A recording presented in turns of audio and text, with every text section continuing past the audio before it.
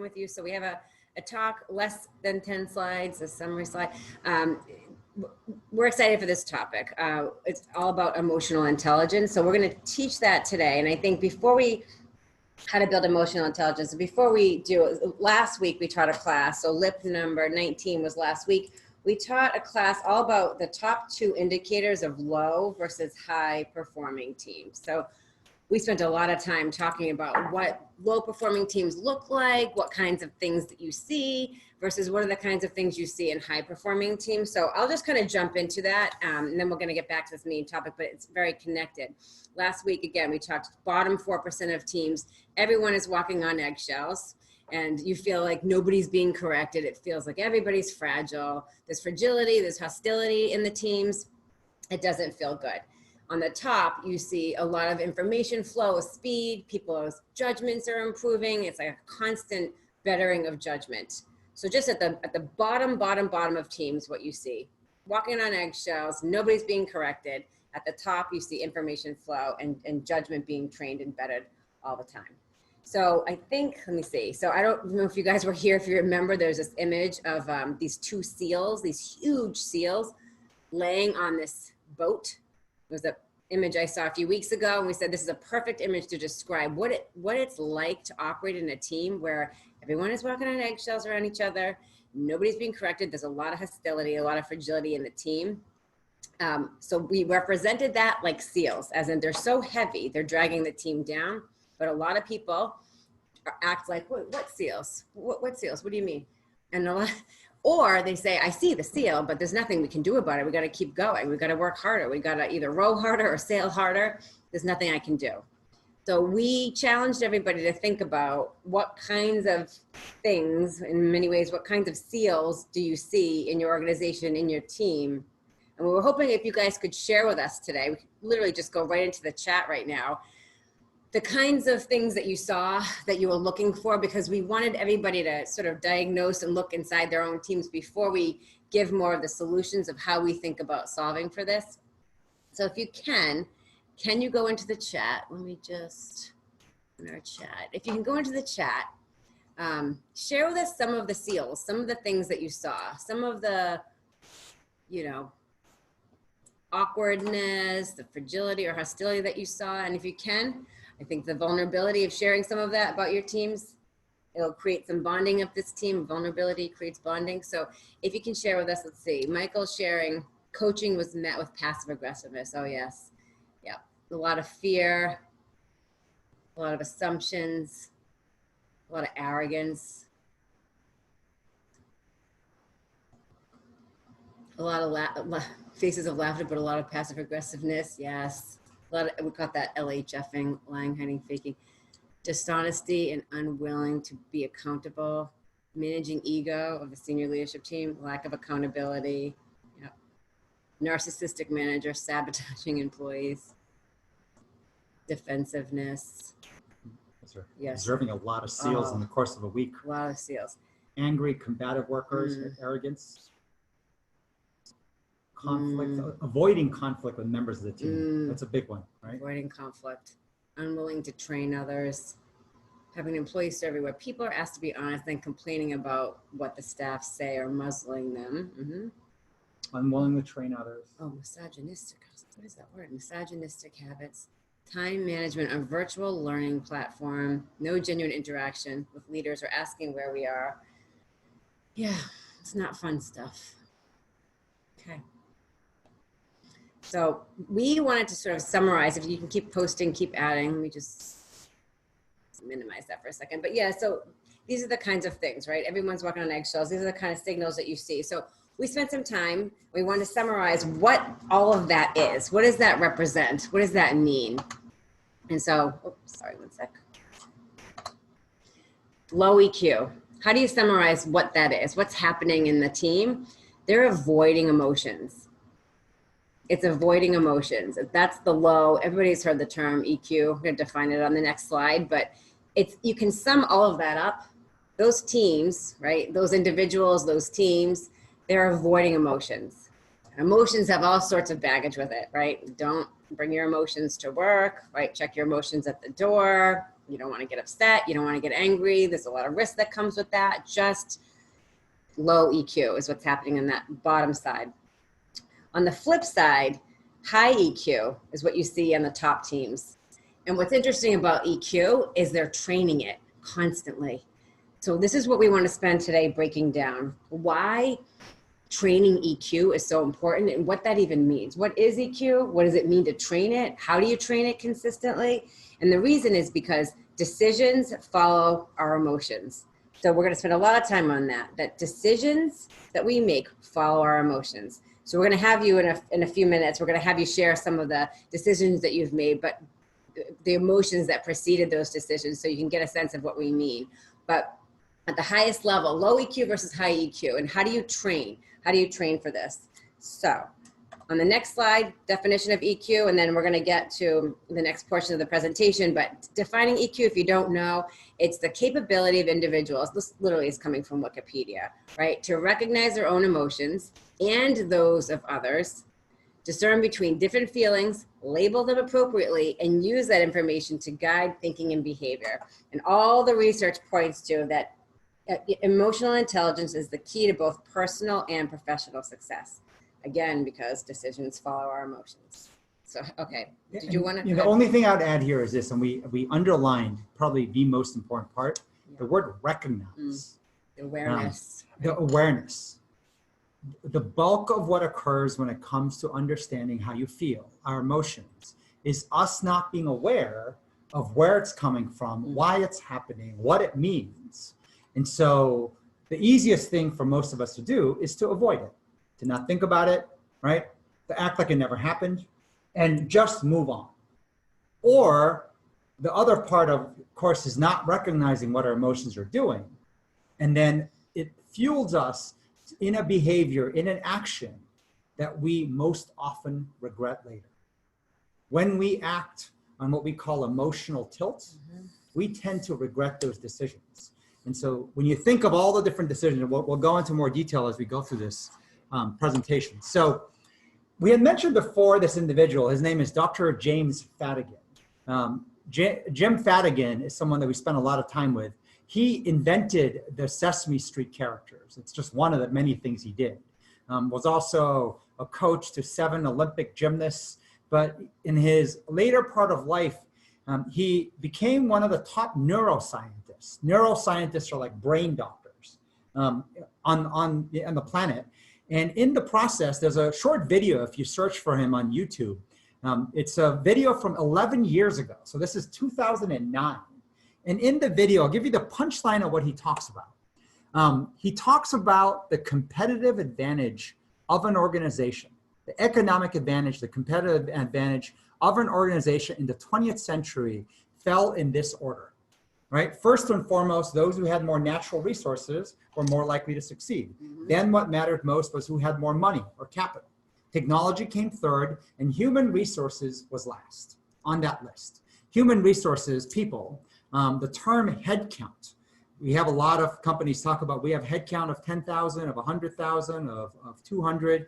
Headcount is a term that comes from the industrial age. The 20th century is 1900 all the way up to Y2K, year 2000.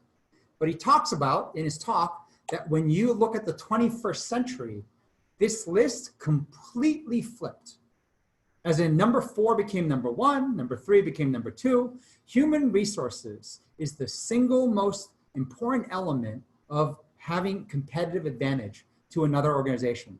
Then comes technology, then comes capital, and natural resources comes last. And you're seeing this obviously even with the pandemic. What city you work out of almost seems irrelevant to how you will win. You can work out of anywhere. And so this idea of the value and the power of a single human being, this is something I want to go into a little bit more. And Megan and I work like an editor, which is like, think of a newspaper or a magazine. Megan's the editor, I'm the reporter. So I had around 10 slides I wanted to go in to walk this group through this 100-year change from the 20th to the 21st century and why people are that important. And she argued that they all understand this, we don't need to, so we compromised. And she let me actually combine all 10 slides into one slide. So I'm gonna fly through this.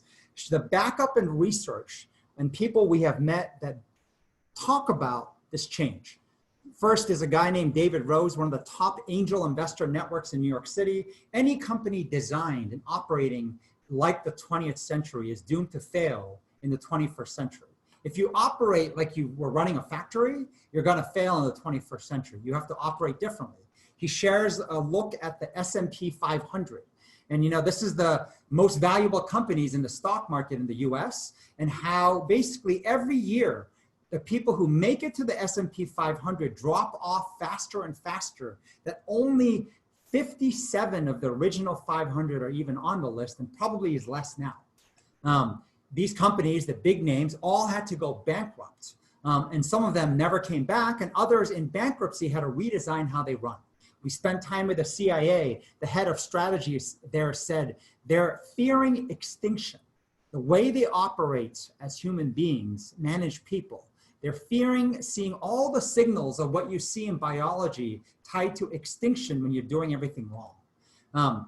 A guy named Roger Martin, big research analyst, did a whole 10-year study, and the conclusion was this. The single biggest worry for almost every big company CEO is worrying about two kids in a garage, out innovating, out being creative, and putting them out of business. The threat is not from other big companies. It literally is from a team as small as two that could put you out of business, and that every organization is no longer producing a product or service. You're producing decision makers. The organization that produces better decision makers are the ones that are going to win. All the way to, we spent time with the former head of the US Army, General Odierno, and he talked about the same thing. We're talking about the Army, right? The largest force in the military, talking about it's impossible to know where your enemy really is. The need for every member of teams to be agile and adaptive, otherwise you die. Last week, the former director of the CIA, deputy director of the CIA, Glenn Gaffney, gave a great talk. Highly recommend to listen to it. In the talk, he referenced a guy named Charlie who gave him great advice. He's talking about myself, of course, in a talk Megan and I gave at the CIA, sharing this notion of VUCA, volatile, uncertain, complex, and ambiguous. That's a term the military coined, and then I think Harvard kind of popularized it. But this idea that the whole world is that uncertain, that if you are not disrupting someone, you are being disrupted. You have to ask, is your organization a disruptor? Because if you don't know the answer to the question, you are being disrupted. So you're a disruptor or you're being disrupted. Jeff Bezos, very well known for talking about the fact that I want to kill myself before someone kills me.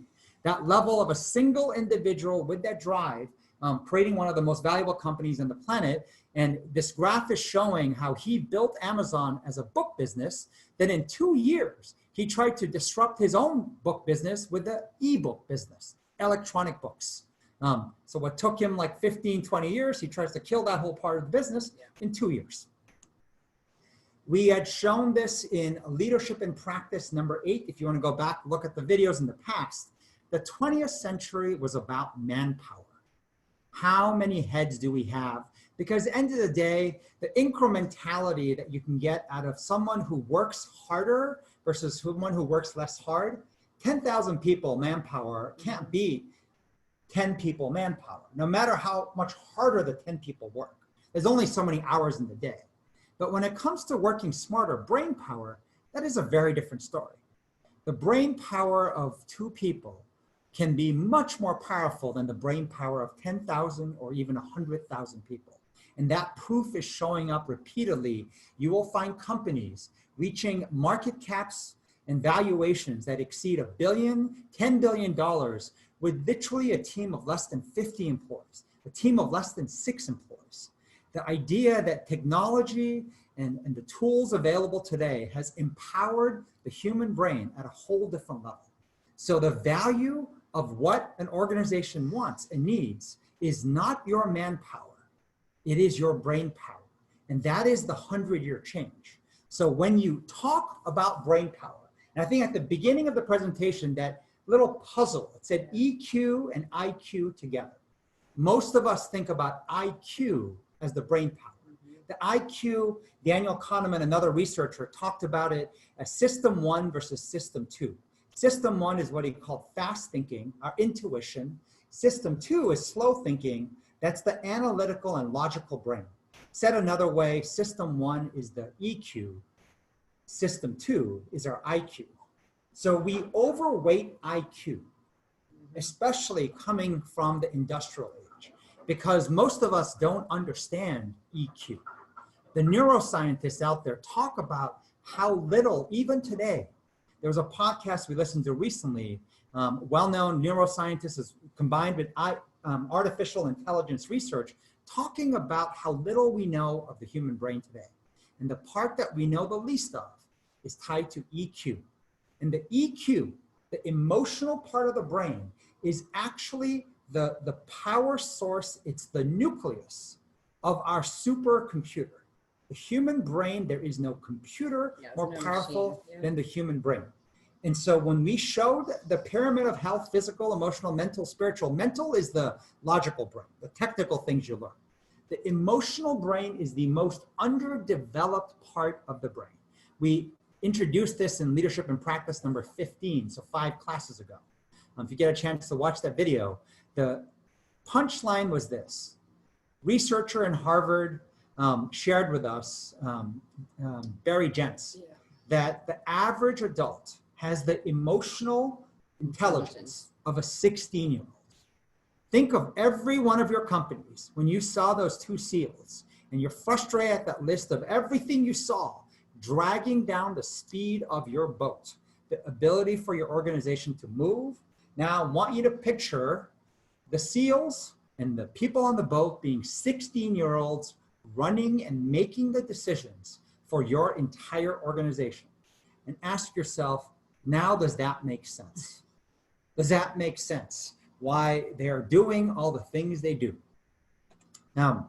So it's interesting how much as adults, as individuals, we quickly become too outcome focused.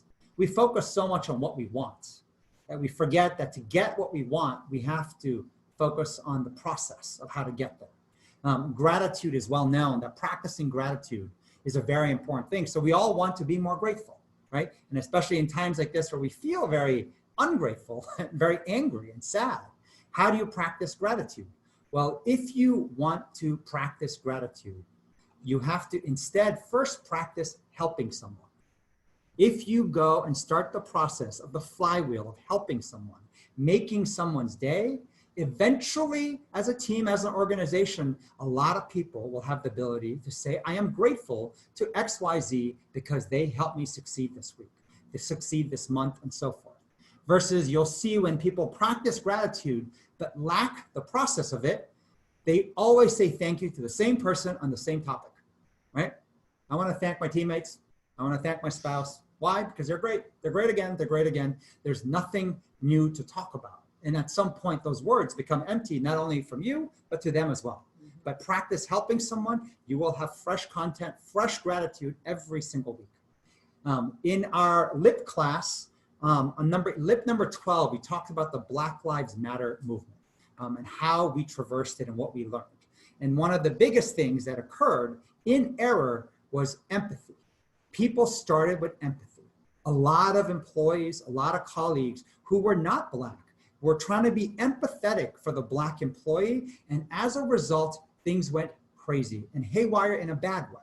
Because what the research shows is this: empathy, if you want empathy for someone, you must practice vulnerability. If you practice sharing your challenges, your pain, you will be able to feel the pain of others. But having, what you think is empathy when you haven't practiced vulnerability is not a very effective solution. Practice vulnerability to get empathy. A lot of us want to get feedback. If you want to get feedback, how do you get the flywheel going? You give feedback. And when everyone on the team is giving feedback, everyone will get feedback. Likewise, we all want to be better decision makers. You want to become a better decision maker, you need to know how to use and listen to your supercomputer, EQ, emotional self-awareness, what Megan shared at the very beginning. The one common thread between high-performing organizations versus low-performing organizations, the high performers had emotional self-awareness, not only of themselves, but then emotional awareness of others on the team. And they knew how to work as team members as a result. On the flip side, as Megan mentioned, the low-performing organizations, they just avoided it. When it comes to emotions and feelings, it's messy. So the easiest thing to do is to avoid it. Didn't happen. Don't talk about it. Let's just not address it. Let's leave every eggshell out there and let it grow. And you are building an eggshell farm, just everywhere, eggshells. So we mentioned that decisions follow our emotions. Yeah, we're just giving some examples here, right? So if you think about clusterings of different emotions, so on the left side, if you're thinking and feeling angry, desperate, frustrated, you're going to make a reckless call. And usually those are the decisions you regret.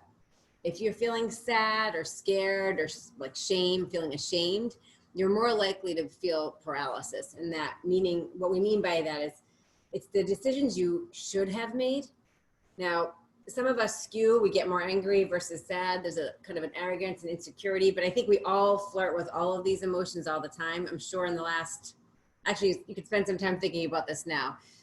In the last week, maybe 2 weeks, think of decisions that you've made that maybe came out suboptimal, right? Maybe a reckless decision, maybe a decision you wish you made.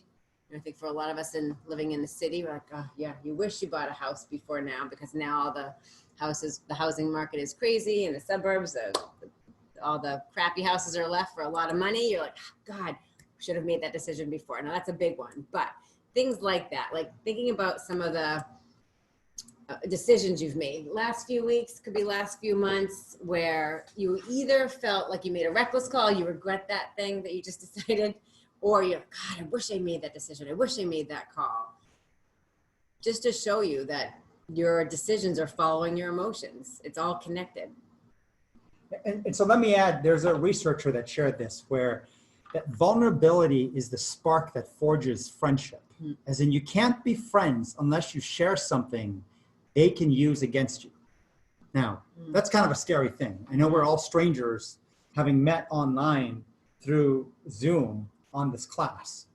But if you can be as bold and courageous as I hope you would be, to maybe share as vulnerably as possible in the last week, last month, what are some of the things you have faced that led you to either be paralyzed, that led you to make a reckless decision that you regret, or a decision you should have made? So just quickly, 30 seconds, a minute, go into the chat, punch it in, just let us become friends as a community. Share.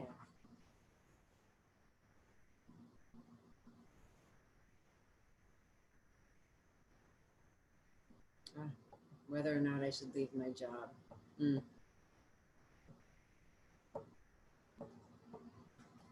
Understanding what school will look like for my kids.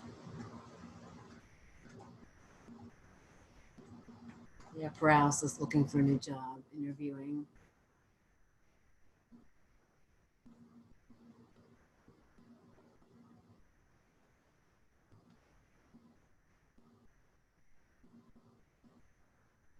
My furlough turned into a loss of job. If we should move across the country or stay here. Yeah. Kids. Yeah. Fear of unknown for Josh. Yeah.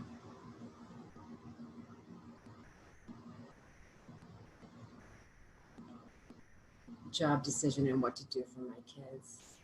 Yeah. A lot of paralysis, a lot of fear. There's less reckless decisions in here, so it's interesting. A lot more fear, right? A lot more fear, a lot more paralysis in the decisions. What should I do? Which makes a lot of sense given the situation we're in. Someone wrote privately, angry about siblings making me feel guilty since I didn't move closer. God, amen. I feel that. I hear you. Telling the boss what he needs to hear. Good for you, Julian, instead of what he wants to hear. That might be in the regret category.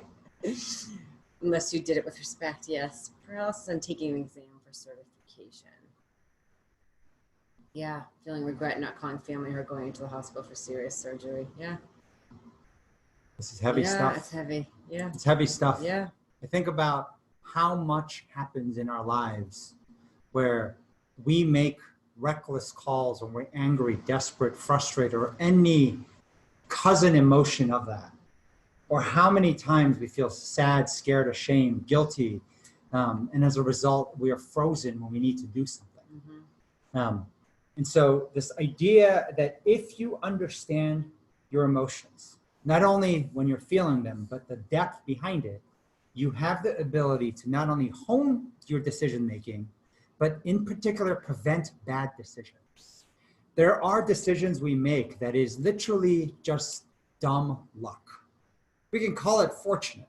There's an individual I read about where this uncle passed away. He started to get dementia. And before he died, he borrowed a ton of money and bought 6 houses around the country all over the place, and then passed away, right? Basically leaving a mountain of debt for this family, right? For them to discover 6 houses they didn't even know around the country they now own. Well, their dumb fortune and dumb luck, COVID hits, and the price of those houses skyrocketed. With everyone trying to buy them, they became millionaires because of what the uncle did. Now, is that a good decision? Or is that just pure luck? Good luck. They say luck can happen if you are around for it. A lot of times we don't have the staying power to stick around for good luck simply because it's like playing poker. You get good hands every now and then, pocket aces, pocket kings, but you need to be around. You need to have a chip and a chair and be around the table. And so how do you prevent the bad decisions? If you can dial down and reduce the bad calls in our lives, our odds of winning astronomically get higher. And so a huge part of that is what we're going to go into, which is the depth of now how to train our emotional intelligence. So I'm pulling a slide. This is an exact slide from a previous LIP class. I think this is LIP number 8. If you go back, we introduced this diagram here talking about 10% in the present, 50% in the past, and 40% is not the future, it's our future outlook, and how these 3 things are combined. And it was in the research that when you think of how motivated you are, how happy you are, most things will follow this graph, meaning that our happiness is only 10% driven by the present. Your present situation. Job you have, person you're with, right? House you have. Even the kids you have right now and where they are in their state right now, how much money you have, how much money you make, 10% is driven by the present. 50% is driven by the past. 40% is driven by our future outlook. Future outlook is a narrative that we make up, right? When we think that we're on a good trend, wow, I think I am doing well and things are going to look up for me, that's a positive future outlook. Or when you say, I believe I'm going to get sick or I'm going to get fired, that's a negative future outlook. And so this is a diagram we had shared. And if you go back to that, the nuances of how the past is actually more changeable than you think. But one of the key ingredients, if you look at the same framework, under the notion of emotion, right? Like our emotions right now in the present moment, how do you feel right now? And by the way, there's never one emotion, which is why in most of the programs we build and even technology, we built it where you have to pick at least 3 emotions to represent how you feel right now. I was going to write on the screen, but unfortunately, I'm having technical difficulties to write. Well, just first off, adults and just anybody in general, they have a very hard time putting words to their emotions, right? Because emotions, there's a lot of literature that talks about your limbic brain just doesn't have words, right? Your emotional part of your body doesn't have words, which is why it's so hard to describe how you feel, especially trying to describe how you feel in one word. And then it's usually a mess of kind of emotions. I feel happy, but I feel scared. I feel anxious, but I feel nervous. So all those emotions are really hard to describe. And that's why we spend a lot of time having people trained to label what that is, to try to understand it and unpack it. But sorry, what were you gonna? So what I'm gonna do is this. The main difference, this is training EQ for a junior person and a senior person, is this. And so one obvious thing is the senior person has a lot more decision-making power. Their opinions are sought after and often asked, right? How many senior meetings do you sit around where someone says, okay, so what does the group think? Tell me what you think. Should we do it? Should we not? Your opinions are sought after. On the junior side, right? One of the comments we always hear is that they want to be heard. The junior people want to be heard and they're frustrated. They're not heard, not listened to, but there's a reason behind that. Yeah. And the reason is they don't have a lot of experience. The past is what they don't have a lot of. And the past is directly connected to future outlook. All the mental models we hold, there was a neuroscientist talk about the fact that we held a mental model for almost anything. Whatever we do, we have a mental model built in our heads. Now, unfortunately, many of those are wrong, but we have a mental model for anything. And the problem is that when the mental models are wrong, they don't serve us well. We do the exact wrong thing. But the mental model, which is from the past, is how you actually make a decision looking into the future. So can I just give you an example? Perfect. I was thinking about Perfect this yesterday. It's so funny. I was thinking, what would be an example of a situation where a junior person and a senior person would think about it differently based on experience? If your organization decides to do a reorg, we're going to restructure, we're reorging, we're going to have a new team, you're being put onto a new team, new projects, a major reorg in the organization. I think a lot of junior people honestly think, this is awesome. I'm going to get to work with a bunch of new people, a new project, maybe learn something new. It's going to be like an adventure, and they're excited. I think senior people who've been around longer think, oh shit, what happened? Something went wrong. Somebody failed a project. Somebody's getting fired. We're not doing well. We're going to all get fired. What's happening? Something not good. So I think junior people read that good thing. Senior people read that bad thing. And that's based on past experience, right? Yeah. So I'm going to show you a quick video which will help illustrate, and maybe this will help you remember. It's kind of funny. When someone has little experience, what that means. Let me see if I can broadcast this. Some of you may have seen this clip. We thought this was a great example. Stop sharing first. Oh, yeah. Yeah, this is a great example of it was, I think, like a year ago or maybe 6 months ago. We saw this clip about a baby. Should I share experiencing ice cream for the first time? Right. So this person has had no experience with ice cream. New experience. So it's a 30-second video. Just watch this. Ice cream for her birthday party. No. Legally, let go. Let go. Let go. You got a helping grip. You will not let go of that. Ice cream for her birthday party. So check out her eyes. No. Legally, let go. Let go. Let go. An ice cream cone like that. So can you imagine a reorg and a reaction like that when you say we're doing a reorg? Just saying you don't have any prior experience. That's all. Lack of experience will dramatically change. When the past isn't there, you don't have a mental model. It's like experiencing ice cream for the first time. Yeah. Reorg. Right. Wow, new friends, new projects. Yeah. Total adventure, right? This is great. I'm gaining more experience. But a senior individual doesn't want a reorg, right? They know something bad usually is associated with it. And so pretend I'm annotating here since I can't annotate here, but what we found was this in the data. Junior employees are actually very in touch with how they feel right now in the present. Mm-hmm. So I would draw this 10% junior I would shade it green.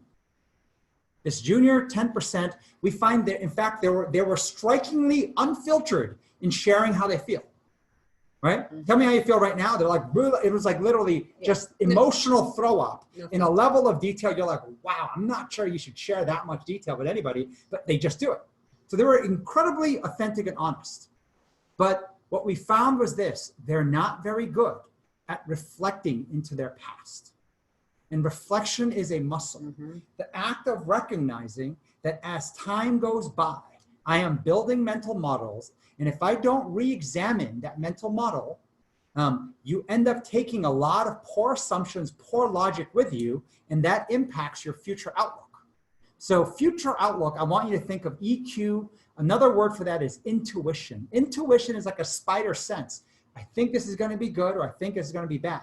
Before junior people focus on sharing intuition, before they focus on predicting the future, they need to first learn how to reflect in the past. And so think of green shading at the 10% for the junior, and then red shading in the past. We'll through the exact simple thing that they can practice. Now, the senior side's a little different. So on one hand, we would shade the entire thing green, right? Yeah. So they, know how they feel right now. They actually are thinking about their past, whether you call them leadership journeys or you talk about different things, past job experiences you pull from. They think about the past, how you were raised, maybe, right? All the things right and wrong. And then you think about the future, which is our intuition. As soon as I say reorg, you instantly had an intuition that said, probably this is not going to be good, right? That's coming from past experience, whether you read about it, experienced it, saw it. So on one hand, I would color the entire thing green for the senior person. On the other hand, I would color the entire thing red. The senior person, one of the things they are most scared of is being judged by another person. And especially by another senior colleague, but also by the junior colleague, by the bosses as well. They are so scared of being judged. When you ask them, hey, what do you think? How are you feeling? How are you feeling? I'm not sure. I don't know. I need some time to process my intuitive emotions and tell you how I feel maybe tomorrow.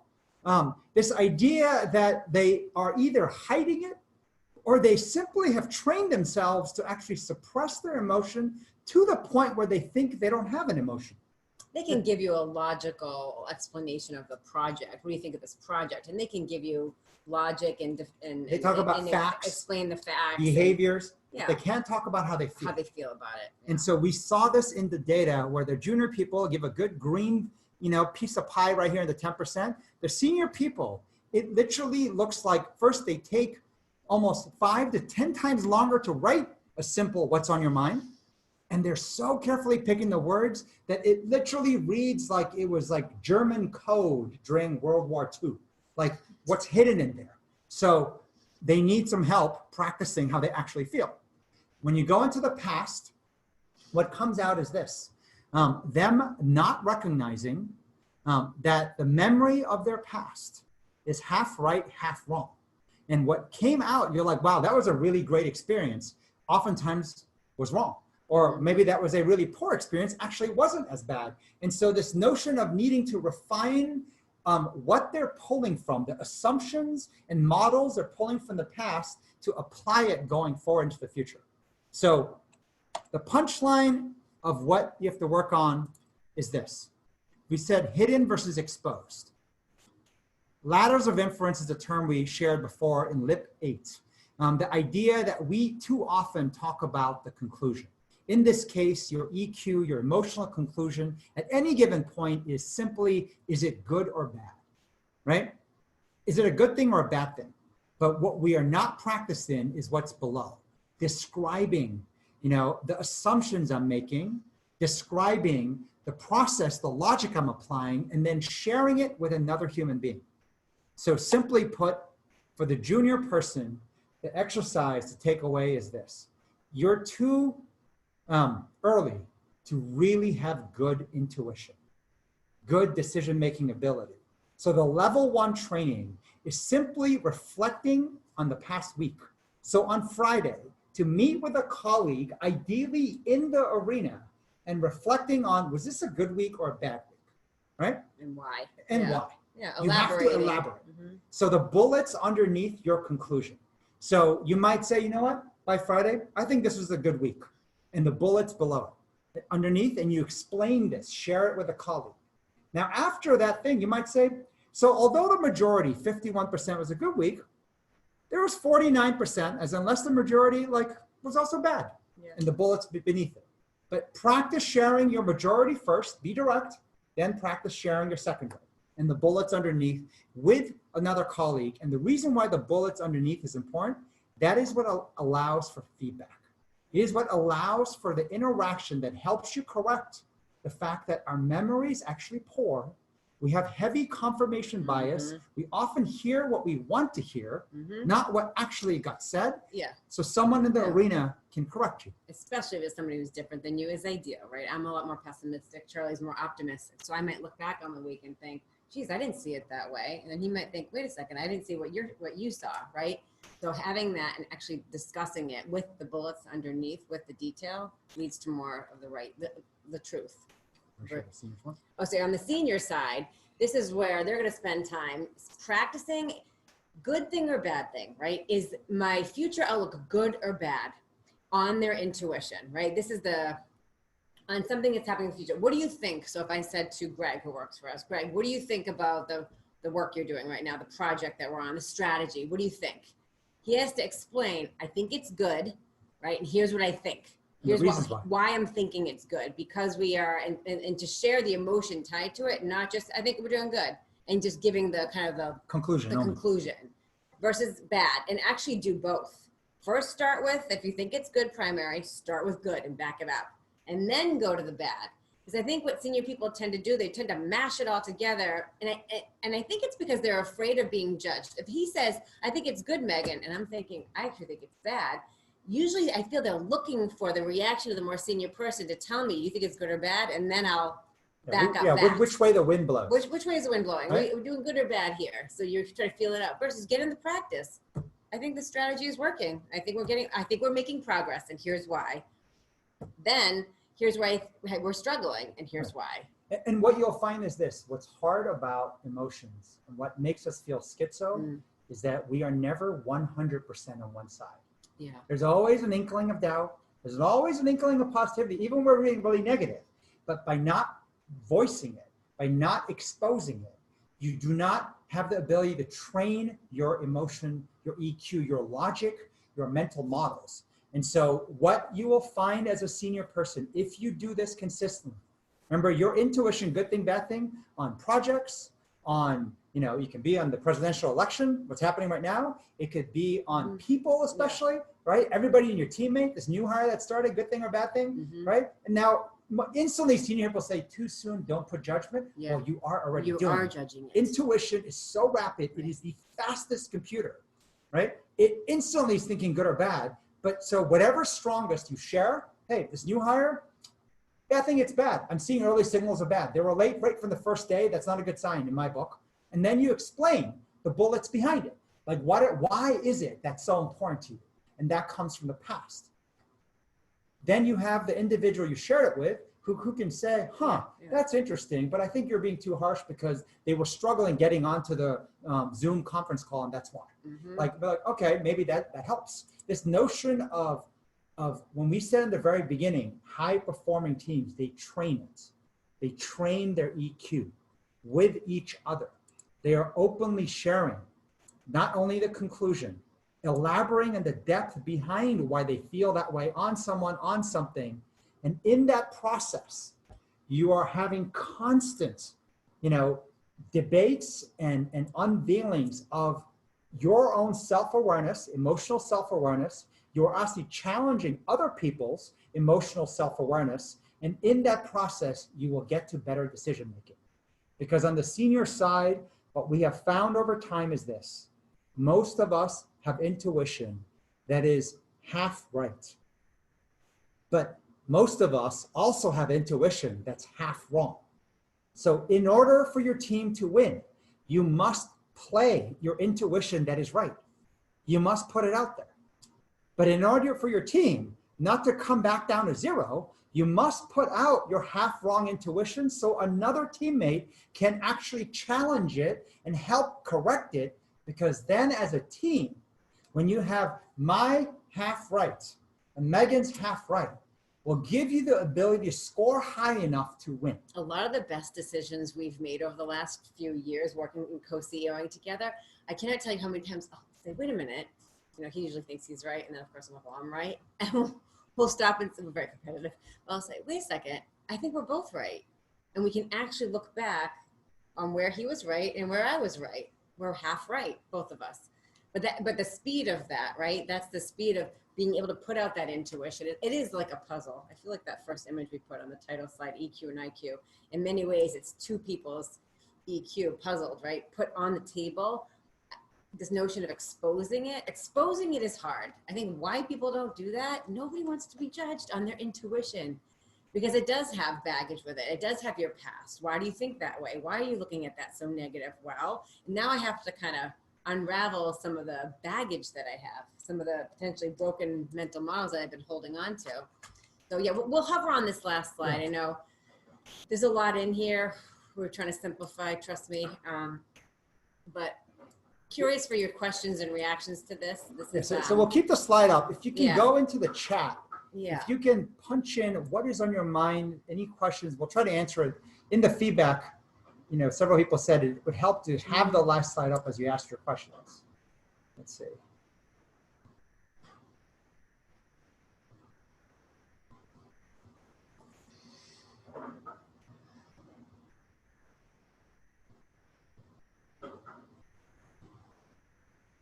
Yeah, we're for Kay. I think we're.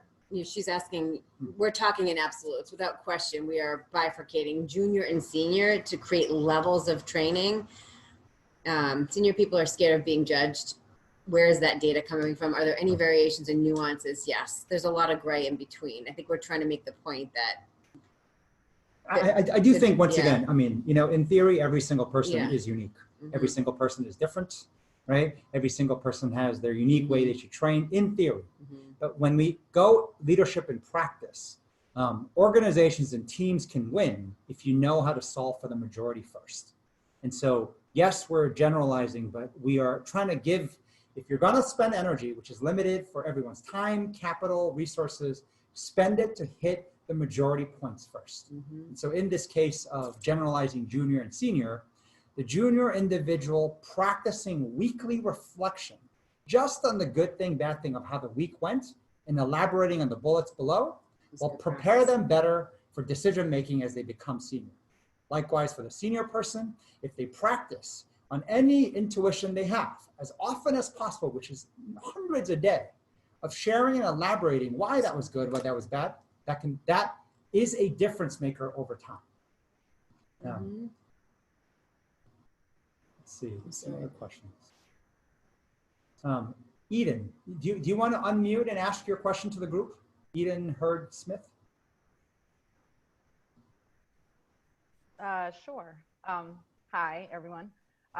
So really what I was asking about was a lot of times when you're challenging other people, they view that as an attack, or they become defensive about it instead of, you know, maybe just changing your approach and your perspective on it and looking at it as not so much me poking holes in something to harm you, but me, you know, trying to strengthen the argument or trying to strengthen our approach by really challenging you and asking you questions about, you know, different ways of looking at it. Mm-hmm. But I know that's a challenge on teams that I'm on, and I know, you know, I'm surely guilty of it at times as well. So I think it's a big piece. Defensiveness comes off as, and then the conversation takes a different turn because people are not viewing it in a more accepting way. Ian, as an excellent point.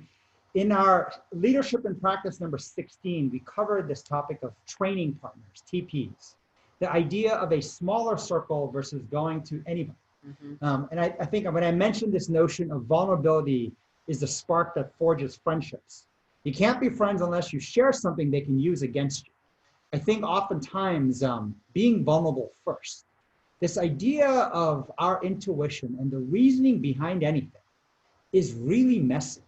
And you know, oftentimes when vulnerability is done wrong, we can either sound like a jerk, right? Like how angry we are at someone or something, like ungrateful, right? Like, you know, just entitled. But also the flip side is we can sound very pathetic. And so what happens? We bite our tongue. We don't say anything. Instead, you need to find the place where you can be pathetic.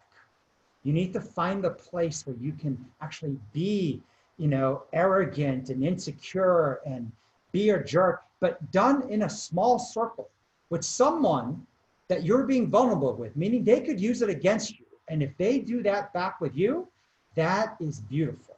That is the training partner. That is the training ground for you to practice this very thing, which is the most, when we say work smarter, not work harder, the brain power is not the IQ.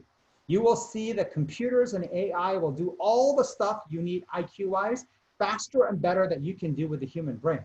The competitive advantage of the 21st century is the EQ, but it needs training. And that training only occurs rubbed up against another person's EQ. So this notion of defensiveness when challenging others. Find your TP, right? I bet you the closest person in your life is the one that you're brutally honest with, and they are brutally honest with you. And if not, though, so this is where I think it starts. Even Chris is hitting on this. It does start with you, right? So, like, as in sharing, going first. I think to get that flywheel going, because I think what Eden's getting at is like there's a lack of resiliency in a lot of people. They don't really want to hear your point of view, right? Mhm. You know, they feel defensive to it, and that's human. That's real.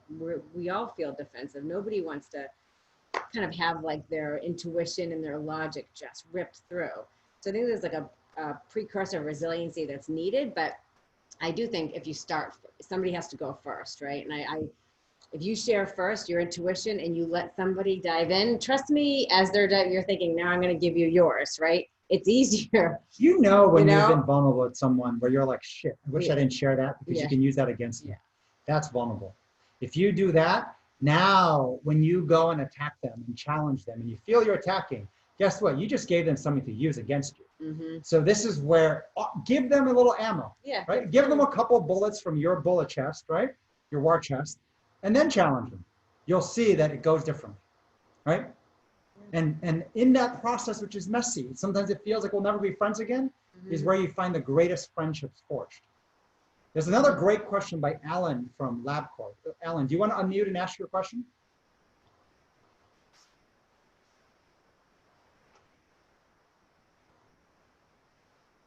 He's in Dublin, Ohio. Alan, if you're there, do you want to unmute? We can read it for him, and then if Okay. So Alan, if you get a chance to unmute, go ahead. If not, the question was, how do junior staff get their ideas out there without feeling like the idea they put forth may be rejected or belittled by senior staff? Right? This is an excellent question. The first thought I had was a lesson we learned when we went to Parris Island watching how they train Marines. The more time we spent with the military, you would think, I mean, the Marines are tough as nails. And they're training them. I mean, you're talking about weightlifting, you know, all kinds of battling exercises, shooting bullets, and we even got to practice shooting stuff and whatnot. Like, I mean, you're talking about hardcore, like war fighting human beings. But would you believe that 50% of their training is studying the origins of the Marines, studying history, looking in the past? 50%. I was like, when they asked me, I was like, I'm thinking 5%, maybe just the introduction, maybe the first day, a few minutes. No, 50%. The reason why junior people do not get listened to, they're looking at everything as if the only data point is what they observed right now. The fact that there is a history to everything. There's a history in this organization. And if you judge the organization by what you see right now, that is not enough. That is not fair. That is not, you know, like showing respect is actually taking the time to understand the struggles and the challenges that the organizations went through to get to where you are. The reason why you're here with a job is because other people made sacrifices and found a way to get here. And if you spend the time understanding that, you get listened to. You get listened to at a whole different level. And that is that muscle of looking in history. Reflection is history. Why the junior training is a reflection exercise. You get practiced in doing reflection.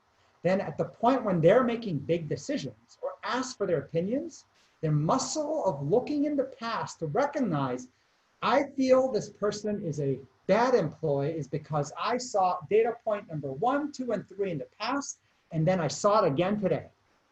The human mind, right? The emotion is a pattern recognizing machine. It is just recognizing patterns. The kid who saw the ice cream had no idea what it was if you looked at how she first took the bite. But the minute she realized it was good, went for it, full force, both hands, and wouldn't let go. The next time she sees ice cream, you know what she's gonna do. Both hands and go for it. Because she recognizes the pattern. You need an experience to recognize the pattern, and that's the practice they're lacking. So I just think it was brilliant. 50% of the training was origins, the past. Your comments and questions, there's so many in here. We have to spend time after this, maybe going through and looking. But there's a bunch of them and different comments, like Tina saying, geez, she's realizing she's from Boston Scientific saying, you feel too nice. You got to actually share your intuition with the team to help them make better decisions. I think, let's see. So I'm just looking at Chris, from the Navy saying, says, Chris, I don't know if you want to unmute real quick. I know we're running out of time, but do you want to unmute and ask? Hey, good morning, or afternoon for you guys. My question really is on, so much of this is, if you're in a poor emotional state, then you make poor decisions. So, I mean, at any point, is there a consideration for, hey, I'm just in this negative space. You, who are in a better space, you take the reins here. Like, it's not necessarily like withholding your intuition on the moment, but it is, hey, I'm maybe not the best person to do that. And I realize that's obviously a huge risk for the leader in that case. I'm just curious, like, in a co-leadership situation, that's a lot simpler, but in a hierarchical organization, that's not really going to happen, maybe. But I'm just curious if you guys have seen that in practice at all. This is another excellent question. So the first thought that came to mind is trend, right? The trend matters a lot.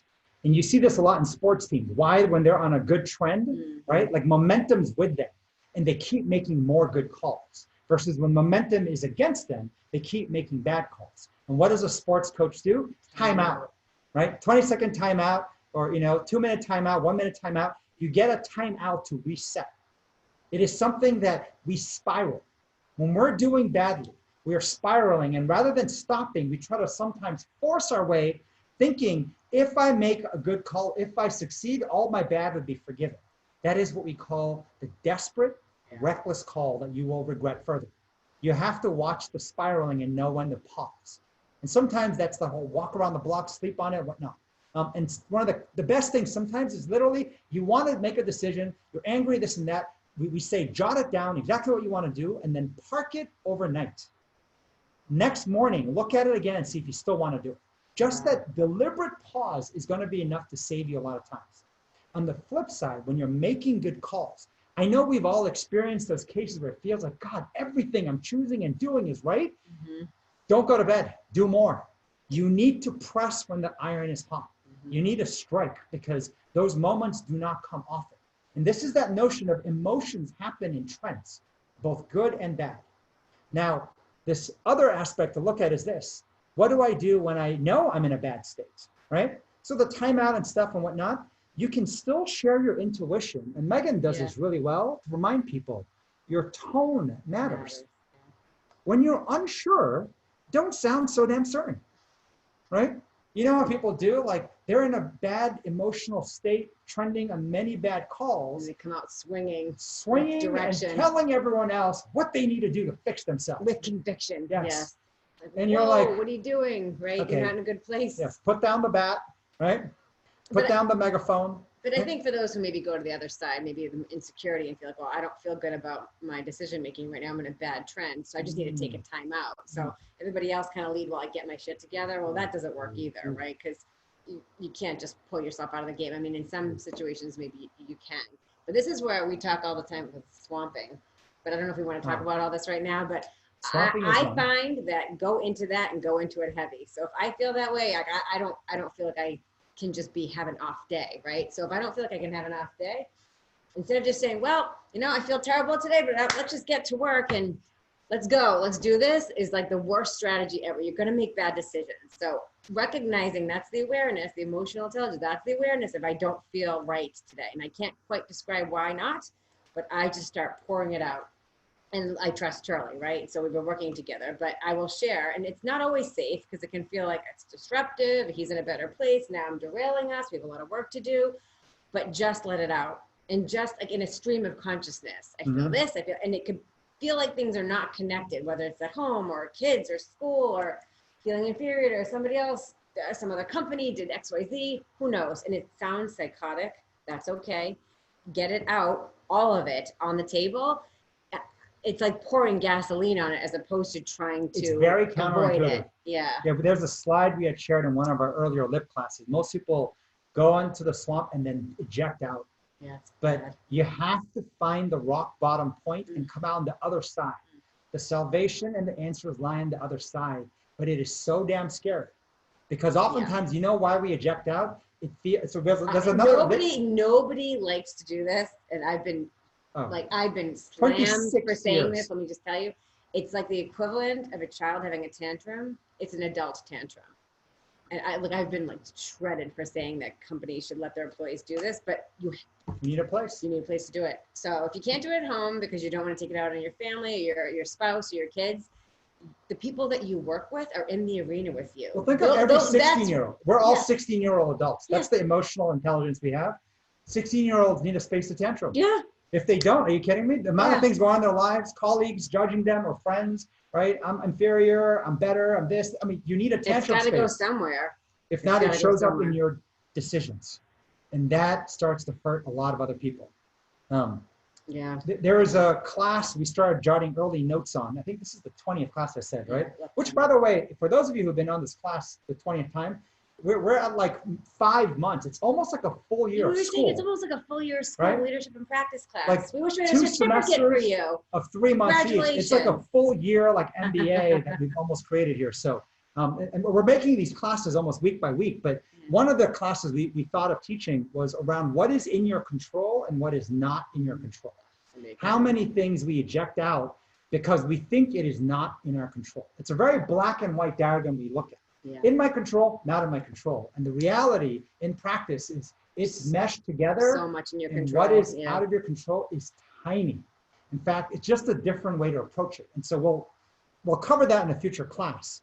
But the interesting thing about the swamp, right? Besides going all the way through, the other side I was going to say, Chris, is this: coach someone with less experience, worse off than you. There's always a human being that you know who's worse off.